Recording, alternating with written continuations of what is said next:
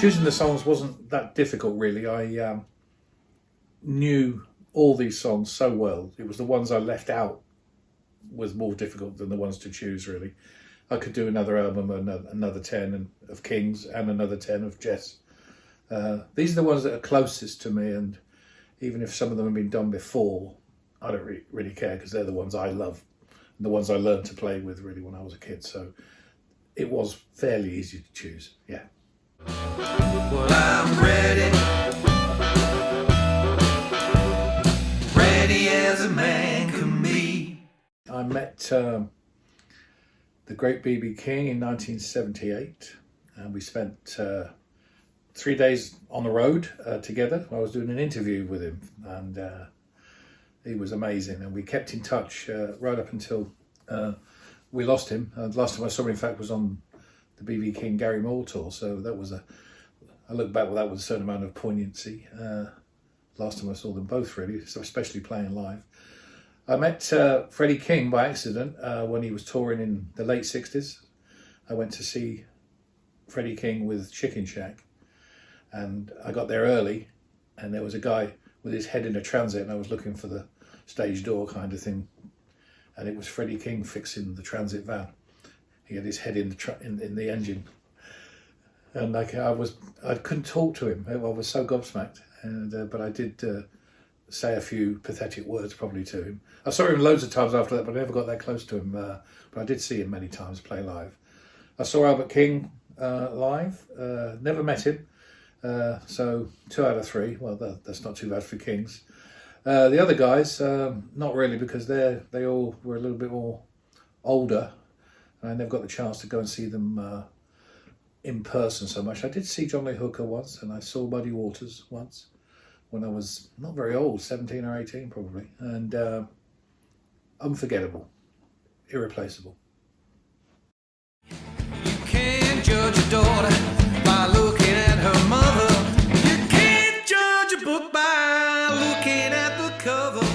John Gordon is a very fine blues bass player. He knows all the guys, and you know, whether it's Motown or old 60s Chicago stuff, and he'll say, do you want it in so-and-so style, or you want me to play in this guy's style? And he's really, you know, he's a connoisseur, really. Bob Hadrill I've played with for a long time in sessions and stuff. Very tasteful piano player, not too flashy, just plays what's necessary for the tracks, which I really like. Jim Russell I'd never worked with before we recorded these albums. He was recommended by John, and so I did think about having a couple of other guys, but John strongly recommended Jim when he saw the list of songs, and he was correct. Jim was absolutely fantastic. If I don't love you, baby, I know that grits ain't grocery, eggs ain't poultry, and Mona Lisa was a man. I think it comes from within you, because John Lee Hooker again, what did he say? If it's in him, it's got to come out, kind of thing. And I think that's right. I was lucky when I was 14, 15, I was given albums by these guys on the Chess label and, you know, B.B. King. And so when I was learning to play the guitar as a beginner, I was learning from the stock right stuff, really. I mean, I had my Searchers albums and I had my Hollies albums, but once somebody turned me on to this blues thing, you know, which was via the Yardbirds, really, I have to say.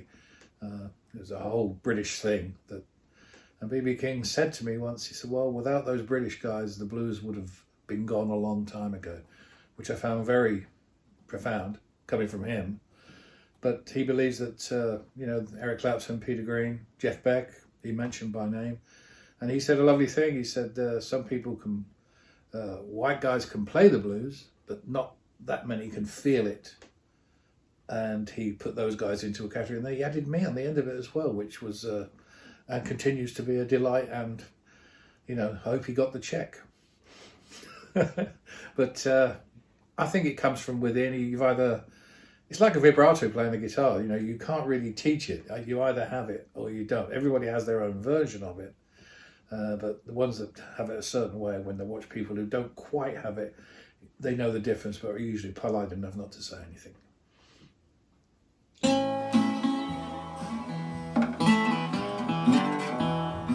think when we wrote songs in the Whitesnake in those glory days of the first lineup of Whitesnake, it was the other way around. We were using their material to put into our music, and hence there'll always be an element of rhythm and blues from that period in everything I write, and the way that I play and the way that the rest of the guys in the band, we all came from the same era, really, the same stock.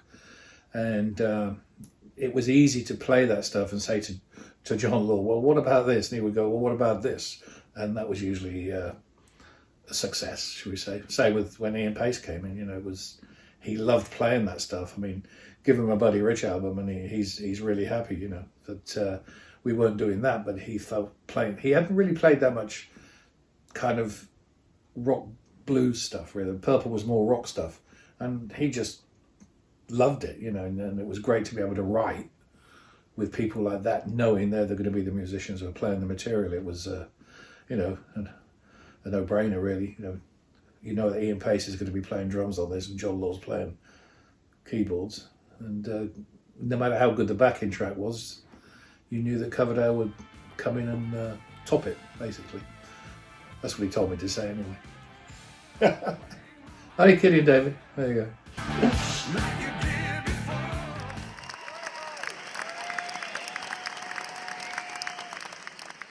Joe and I have a very good working relationship. We tried in the pandemic last year to do almost a virtual thing with, it was a disaster. And so because of that, the follow-up to Royalty features one song from Joe and I, as opposed to, I think, 8 on the Royalty album, where we were like we are now, face to face. And I pretty much took in ideas, really, that were recorded, but I didn't play in the recordings, because I sometimes think that if you play a recorded demo, it gives you an automatic slant on things.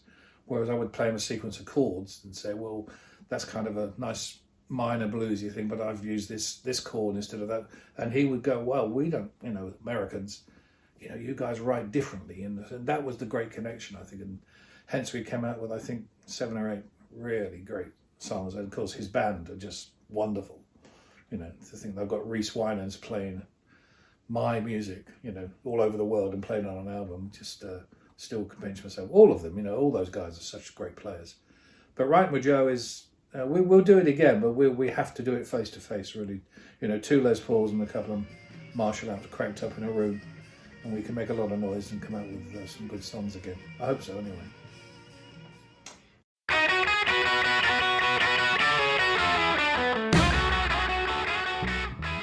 I think that the Inspiration Series is a nice idea. That wasn't my idea, that was the Conquest guys. But Inspirations, and when I provided them with the material for Chess and Kings, makes a lot of sense.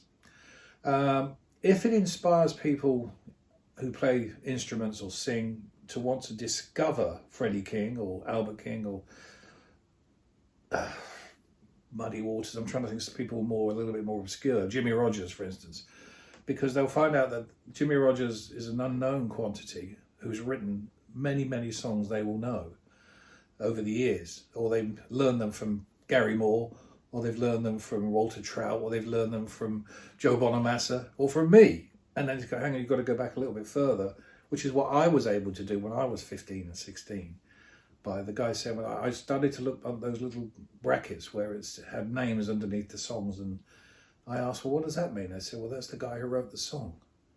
And I thought, oh, writing songs, that's a good idea, kind of thing. And then I realised that was on all the Beatles albums as well. These little things that were very obvious these days weren't obvious, 50 years ago. 50 years ago.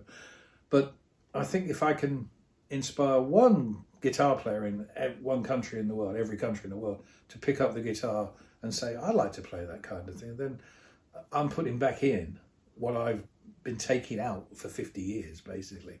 I know there's a lot of people out there who play guitar because of Whitesnake. Well, that's because of what I learned when I was 16.